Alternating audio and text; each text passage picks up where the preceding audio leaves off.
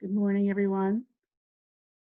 Just a few housekeeping notes before we get started. If you could please just put your audio on mute if you aren't already seeing that red X through your little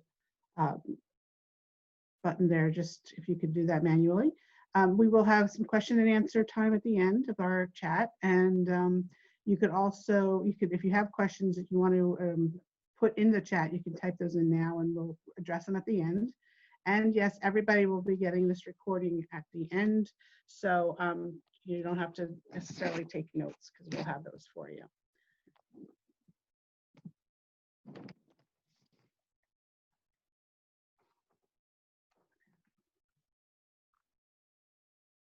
Okay, so my screen just did something strange, but here I am. My name is Tracy Supa, and I'm the marketing manager for BBG&G. And this morning we're talking about, well, basically agile marketing and how we're going to change course quickly to reach the new consumer.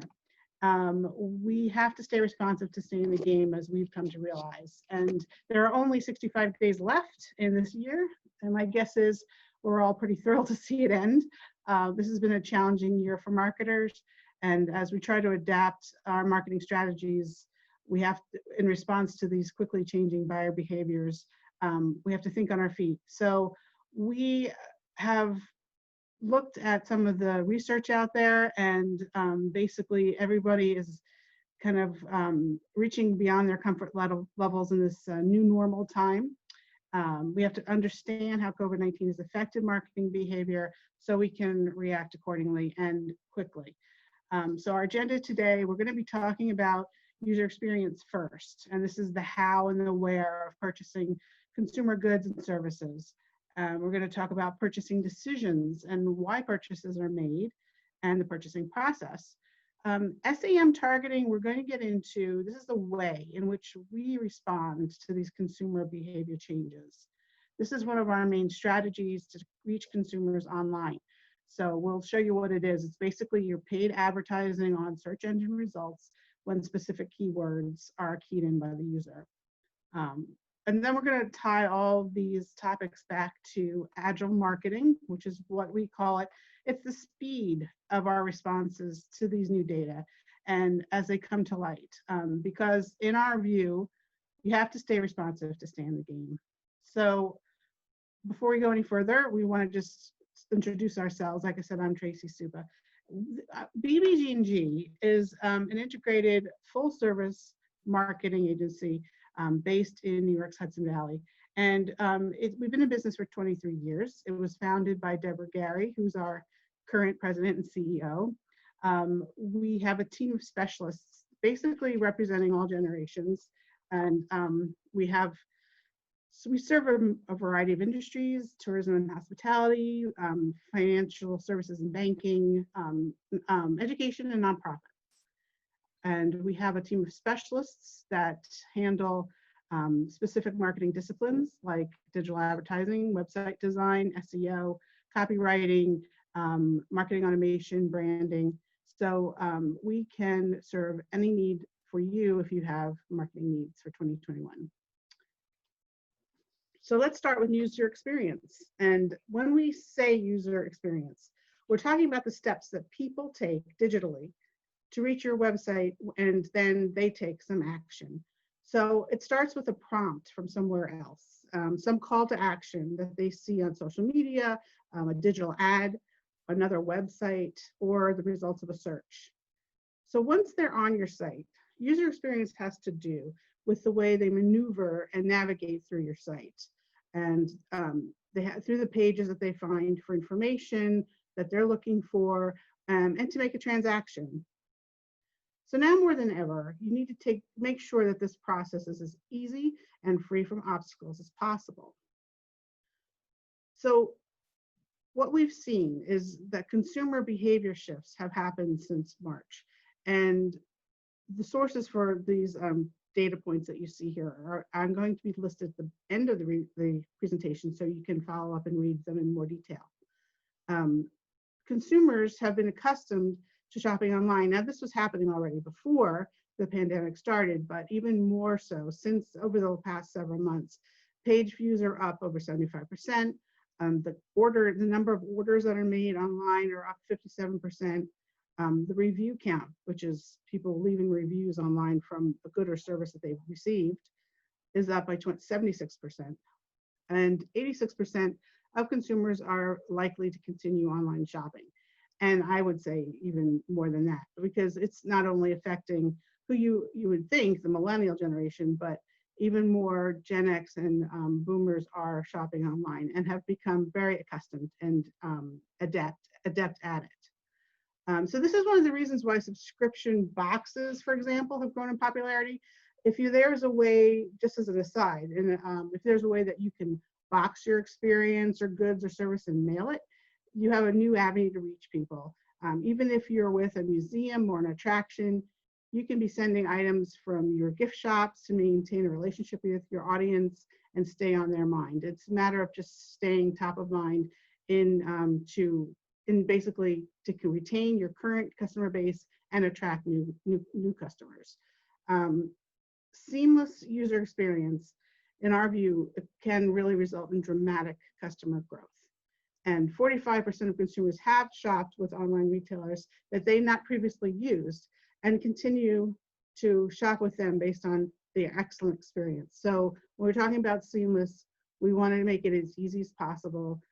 Your website navigation architecture becomes extremely relevant in this scenario. You want to make sure they can find whatever they need, but you also want to anticipate what they need and make sure that once they're typing in a query or even asking their Amazon or Alexa a question, you want to make sure that your website is answering that question. Mobile shopping is also becoming part of the new customer experience. 45% of consumers are using their mobile phones as a shopping channel. Like I said, the pandemic has pushed people into new online shopping behaviors and out of their comfort zones. So make sure that not only is your website easily navigable, but also mobile optimized. All right, thanks Tracy for talking to us a little bit about user experiences. I'm Bethany, I'm the social media and PR strategist at BBG&G, and I'm going to talk to you all a little bit about purchasing decisions. So as we've known with the pandemic, a lot has changed obviously in the way that consumers go about making a decision when they're purchasing something, and they're looking to prepare for the future because we still don't really know what's going on with everything. As you can see here with the stat, it says consumer packaged goods demand has soared, increasing approximately 9.5% in the US. And it's probably due to just changes in regular habits. For example, maybe people are buying in bulk to avoid going to grocery stores. And they're just thinking a little bit differently about how they're going to approach, everyday purchases or even like big decision purchases as well. We've also seen that at-home entertainment is becoming more of a priority. Obviously, people are working from home a little bit more, and just like there's been more of a lack of going out to eat and entertainment, things like that obviously affects people's purchasing, and that they're spending more time on their entertainment and media at home, as you can see, 36% more than what was before COVID.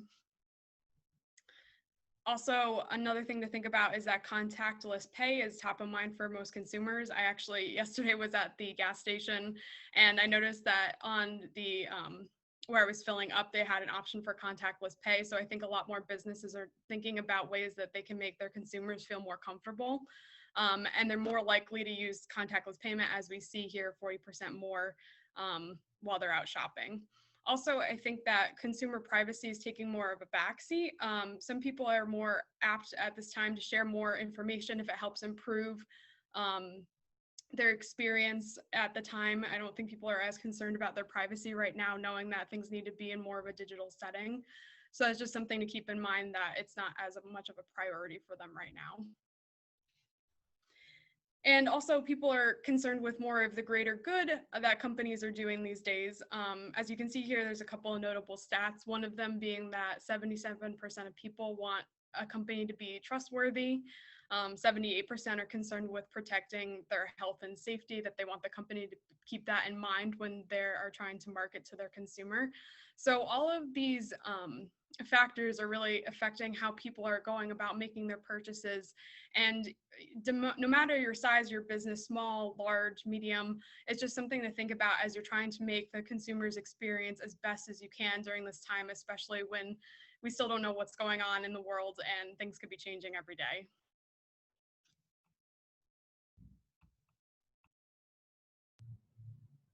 Alrighty, thanks Bethany for that. My name is Kayla Lloyd and I am the communications specialist and the one of the account executives here on staff as well. So if you happen to come to us as a client, you could see my face a lot more often.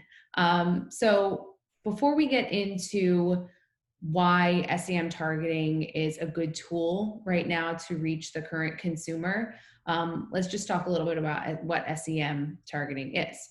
So SEM stands for search engine marketing, and that is a paid online advertising that promotes websites by increasing their visibility in search engine result pages.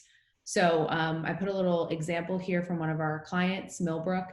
So this is an ad we ran for them post-quarantine. So when people were starting to kind of get back to normal a little bit, and people were kind of itching to get out of the house and eager to start doing activities. So we thought about focusing on reservations since that was a new goal and priority for them. So something to keep in mind with SEM is because it is so flexible and there's no display, so you don't have to worry about creating a new graphic every time. It's really just about optimizing keywords and utilizing your targets to make sure that people can get to your website. It's a really good tool to help with what we're calling agile marketing, which basically is just a fancy way of saying keeping nimble, right? Keeping flexible, understanding that the market today is going to be changing, and especially in an environment like we're in right now, where we really don't know what tomorrow or next week or 3 months are going to look like. So we have to be able to be flexible for our clients, or for you in your case, for your customers, based off of whatever new thing is happening in the world, whether that's possibly another lockdown or more freedom to go out as things maybe get better. We don't really know what it's going to look like. So it's important to kind of stay flexible. And we think that SEM targeting, SEM ads is a great way to do that. So continuing with the Millbrook Winery example, to be consistent and considerate of the COVID precautions and restrictions, we updated their advertising throughout the quarantine to maintain website traffic. So like I said, we saw that more people were staying home. Obviously, nobody was really going out. So we focused on online sales.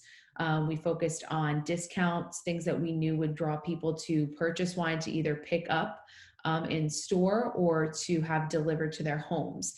And you can see here that the Google SEM click-through rate rose over 130% from 6.82% to 15.74%. So just by focusing on the current need of the customer, like Tracy was saying about how people are really focusing on user experience. And so we delivered to them exactly what they were looking for at the exact right time. People's attention spans, as we become more digital and more tech savvy, are getting shorter and shorter. So we have to be able to really meet them where they're at before they even have to really think about it.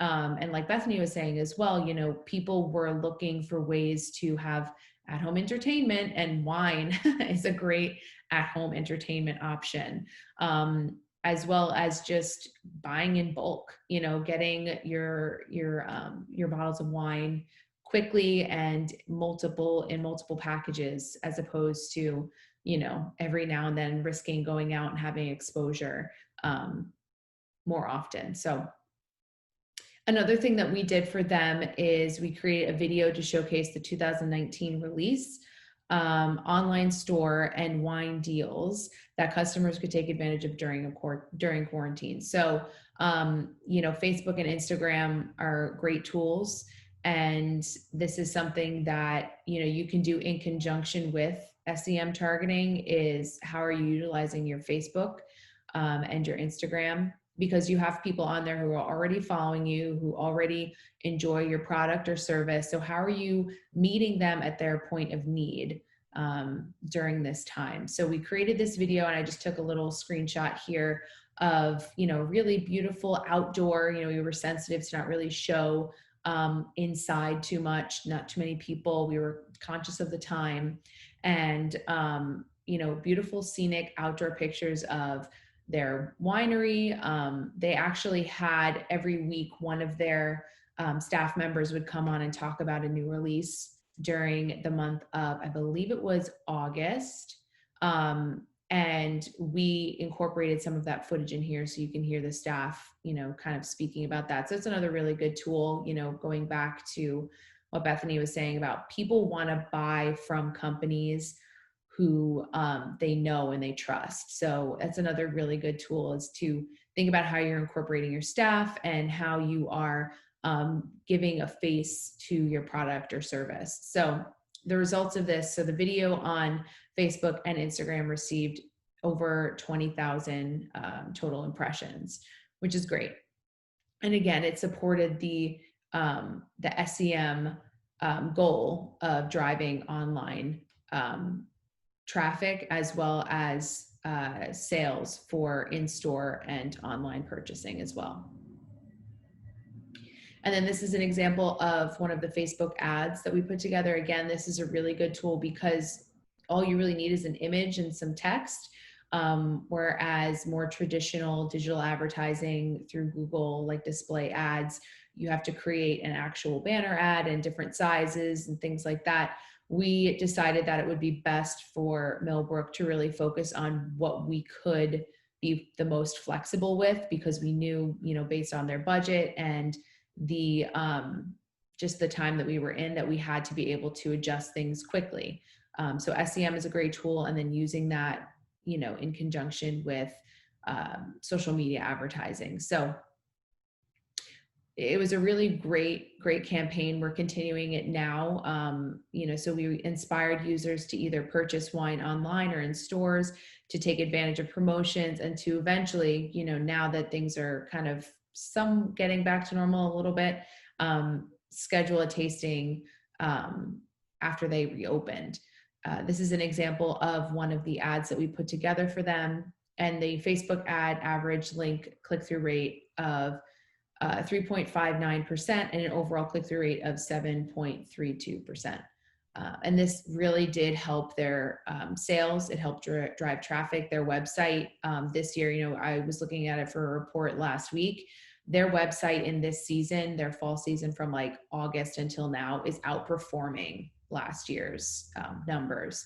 So I think just by serving the consumer exactly what they want when they wanted it, really did help. And that's kind of always been a marketing thought, that you should give the client or the consumer what they're looking for right off the bat. But I think now more than ever, it's been heightened and accelerated, just because people want, their information immediately. They want to be able to get what they need sooner rather than later. All right. So we wanted to focus a lot of our webinar today on just kind of more of a discussion.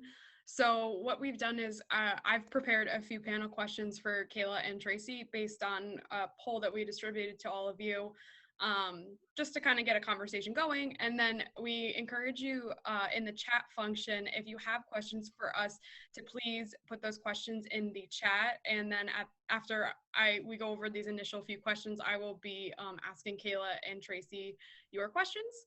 So let's get started. So the first thing we want to talk about was websites. And my question for both of you is, what have you both seen personally change on websites that we manage at BBG&G since COVID? And what do you think is going to continue to change in this coming year? Sure. So I'll take a first stab at it, Tracy.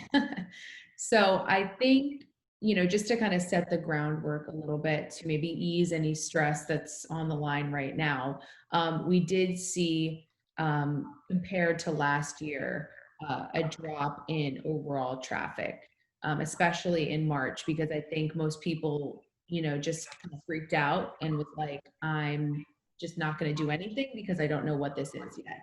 But we have seen a steady increase, again, compared to last year. And then I also think what has been interesting for our more B2B clients is that folks are focusing more on specific products and services, which I think is interesting as well. And I know, Tracy, you had some thoughts on tourism. Yeah, I mean, the tourism part of it are people are still looking to get out of the house, but obviously they're looking to stay within a certain radius and take day trips or overnight getaways. So they're using travel destination websites the same as they always have for inspiration and for planning purposes, but their search terms are much more specific. So we're making sure that our clients like Hudson Valley Tourism are optimized for searches that ask, for example, where can I go overnight, near me? Where can I spend an October fall getaway near me? So you want to anticipate questions like that on your website. And then we always see a drop off anyway in the first quarter of every year for tourism because of the seasonality of the industry. But I anticipate that starting in the late first quarter next year, that people are going to be spending a lot more time planning trips and maybe even going beyond their home state because they just want to get out and get away and start traveling again. Yeah, and to another note, I just remembered. So we did see for a lot of our B2B clients as well that they had an increase in referral traffic from LinkedIn.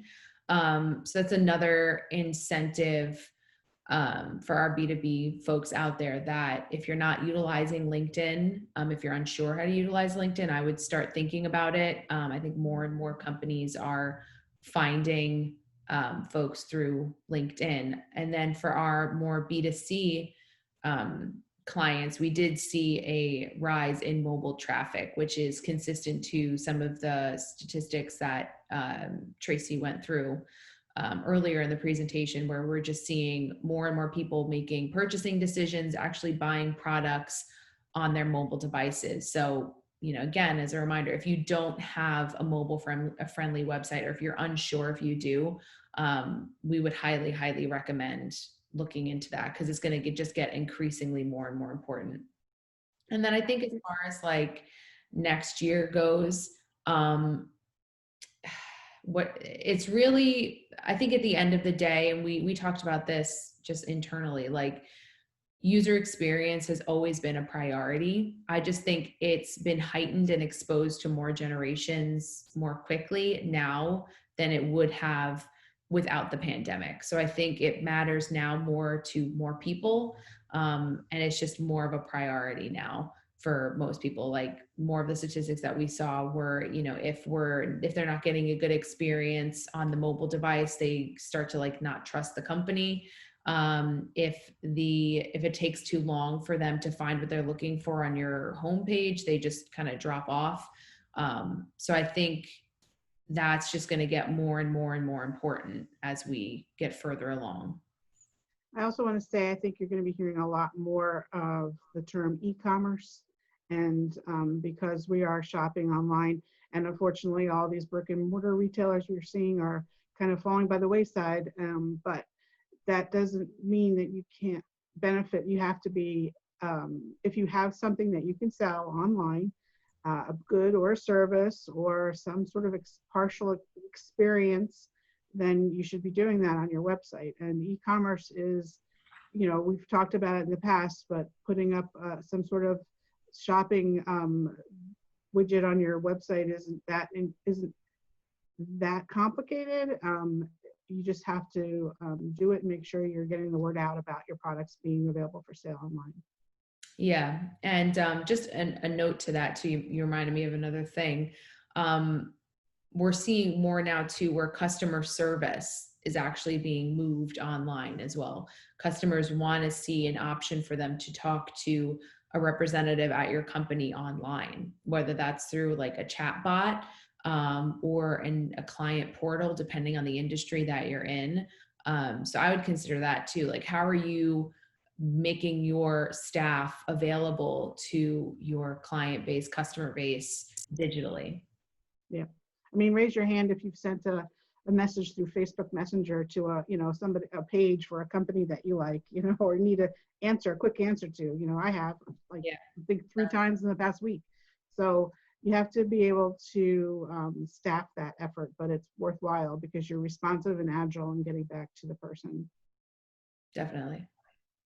Yeah, I agree. This websites are definitely probably the best resource for somebody right now, especially with everything being so digital. All right, so the next topic is we're going to talk about what priorities there are. And so my question is, what's the most important thing for businesses to focus on, in your opinion, and in response to the shift in consumer behavior? Yeah, so I would say, we talked a lot about websites today. I think that's a big priority. If it's been a while since you've taken a look at your website, whether that's design wise or functionality or organization structure, I would take a look at it and think about the mindset of the current consumer, which is a little bit different than the pre-COVID consumer. So I think website is a priority for sure. So I would evaluate that. Like we've been saying, digital communication. So how are you talking to your customers through chatbots or do you utilize Facebook Messenger, things like that? And then social media as well. I mean, I feel like I've seen more and more people talking to companies, like you were saying, Tracy, over social media than ever before. Even me, just a few days ago, I've been researching dance classes for my daughter. And rather than calling, the studio, I left a comment on one of their images saying, hey, like, when is this class? Like, what is the sign up process like? And they responded, they sent me a private, direct message through Facebook Messenger, and I'm taking her for a trial. So it worked. I think so in my mind, I think websites, social media are going to be continually more important. I think too, as companies, in a more general sense, we have to think about retention and keeping the clients that we do have, customers that we do have, happy and content, and we have to stay in their focus and stay in their minds, because while they may not be able to make a purchase right now, they will at some point be back with you, and you want to make sure they don't forget you. So that's a matter of sending out newsletter updates, emails, keeping up with your social media messages and posts, even if you have nothing to say, in terms of selling and specials or whatever, new tours, new exhibits. You still want to have some sort of conversation with those people. So that's something to keep in mind as you go forth into the first quarter. Yes. All right. So the next topic, what hasn't changed? We want to just quickly touch upon, obviously there's been a lot of change through COVID, but some things do stay the same. So my question is, what do you think has not changed in consumer behavior since COVID-19?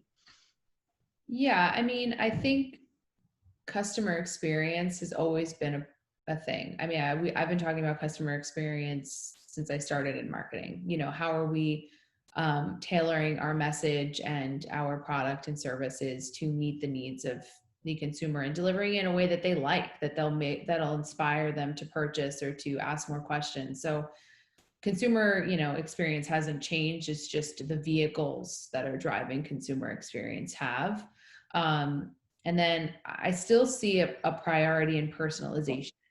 People still want to get that, personalized touch where it doesn't feel like you're talking to nobody, that's people feel like they're actually communicating with a person that they trust and that they can, purchase from and know that it's a good company who cares about them and wants to meet them where they're at. And personalization can be done through, dynamic content on your website, where you're giving them, one specific lead exactly what they want based off of the behavior on your website, or even just an email or message being, hey, so-and-so, how you doing?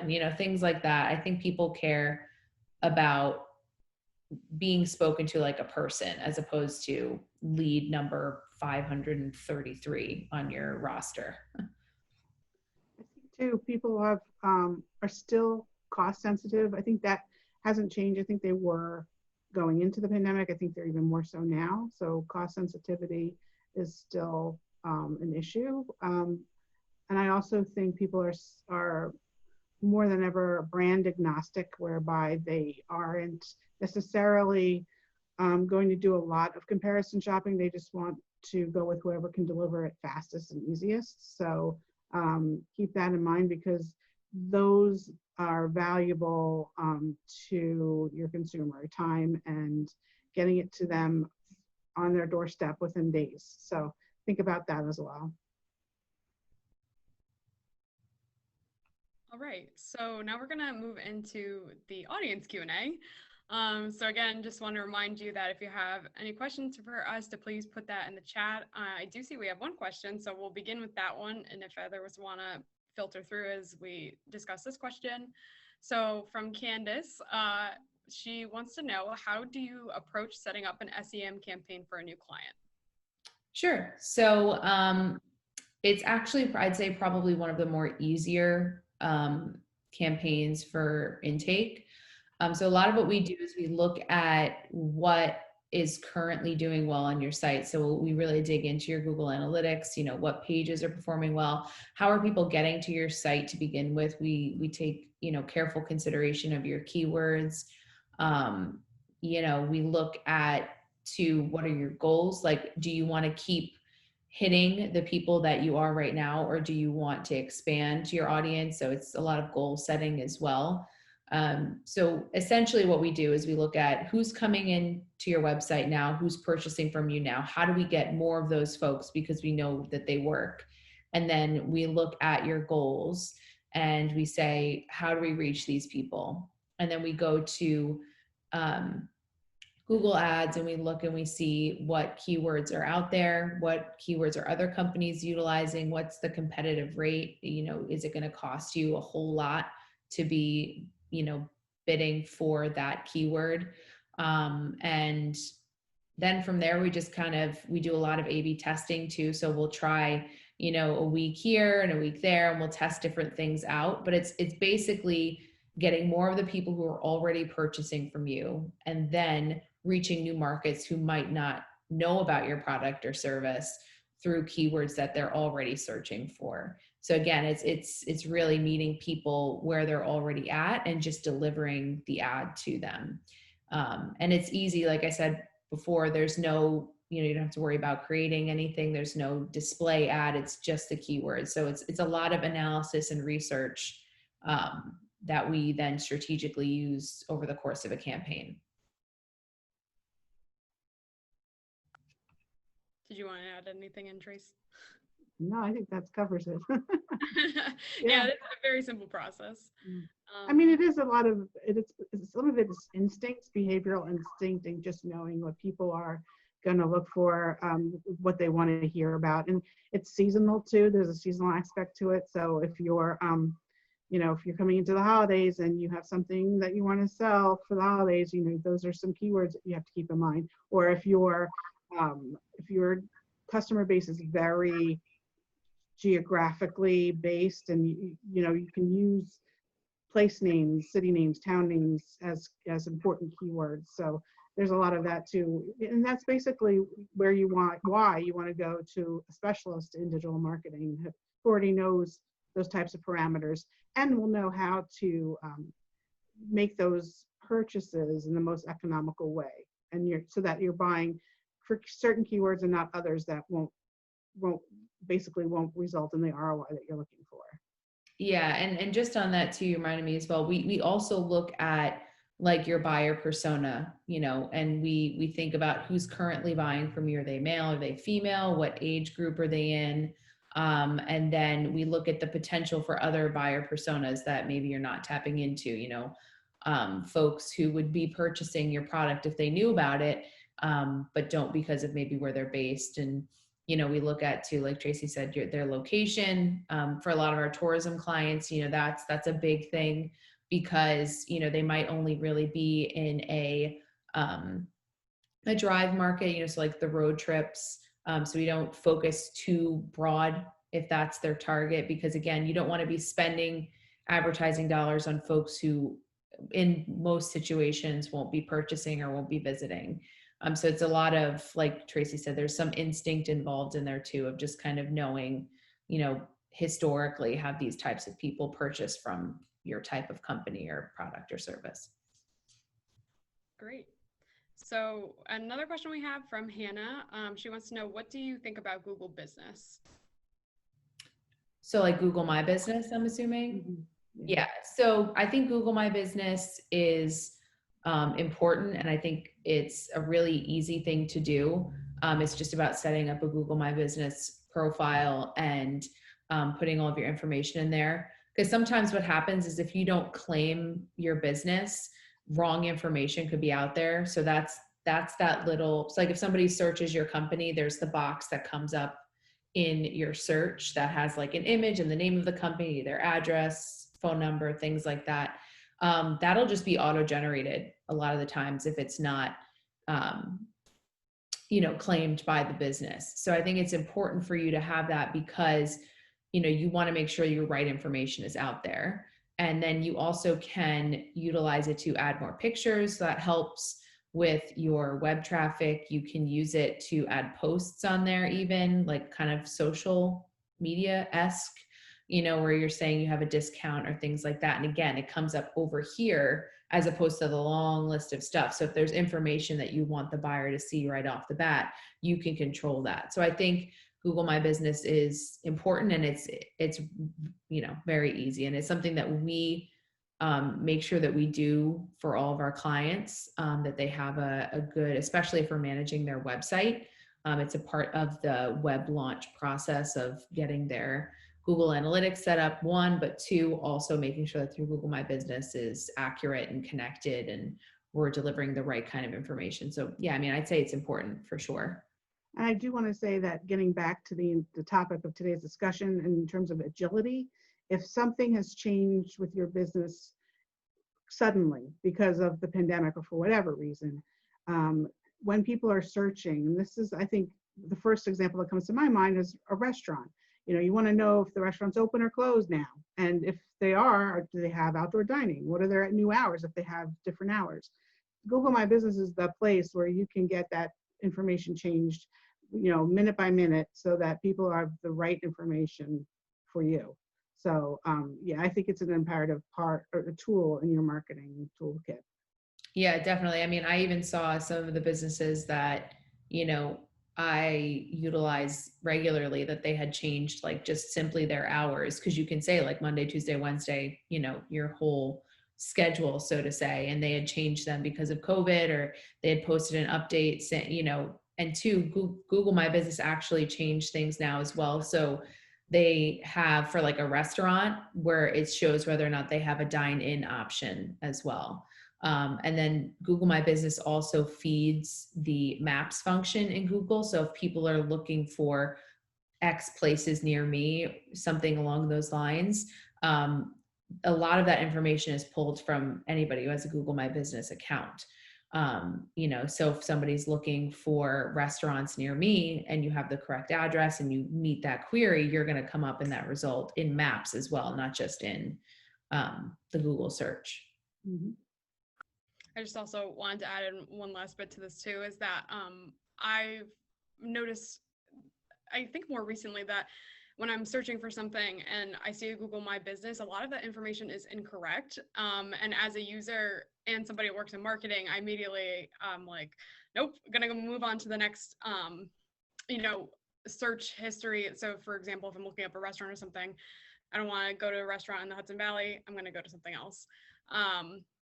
So it's just important to really think about it. I think it's something that's a lot of people think is a last minute thing, but it ends up being one of the most important tools that you can have on your for your website on Google.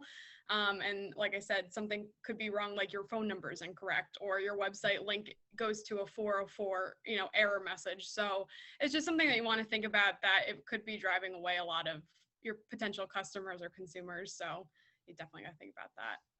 I see we have another question from Hannah again. Thanks, Hannah.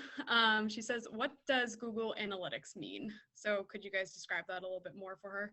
Sure. So Google Analytics is a tool that in Google's very large marketing suite of things that they provide, where you place a code that is generated from your Google Analytics account onto the back end of your website. And then that Google Analytics tracks the behavior that's being done on your website. It usually takes a little bit for it to really get started. Like the more specific information that you're looking for, it's going to take a little bit longer for Google to pull those kind of statistics. But basically, it's a dashboard that collects all of your traffic data. So like how many people are on the website. You can go back and say for the month of, September, how many people were on this page. You can see top performing pages. You can see how people got to your page. So referrals, are they being pulled in from social media? Are they being pulled in from a specific URL? You can see behavior, how much time is spent on pages. You can see pretty much just about anything. I mean, for some of the clients that we have that have been utilizing the Google Analytics code for multiple years, we can go back and see, traffic data and see trends. And so I think it's if you don't have Google Analytics set up on your website, I think that's, again, another really important tool to have. And it's something that we require and do for all of our web clients. And it's free, right? Free. Yeah, it's free. So, who doesn't like free? And it generates reports too. So if you have like a meeting where you want to say, hey guys, it looks like we have more of X kind of consumer coming in, there's a way to generate a report and you'll get, a nice little printout that will, deliver that information so people can look on with you. We utilize it for a lot of our reporting. Google is our favorite tool. All right. So thank you again for all the questions. I think that kind of concludes the audience part. So we'll just keep moving along. So just to kind of wrap up today's webinar, we just kind of want to give you a little bit of things to think about before you leave us today.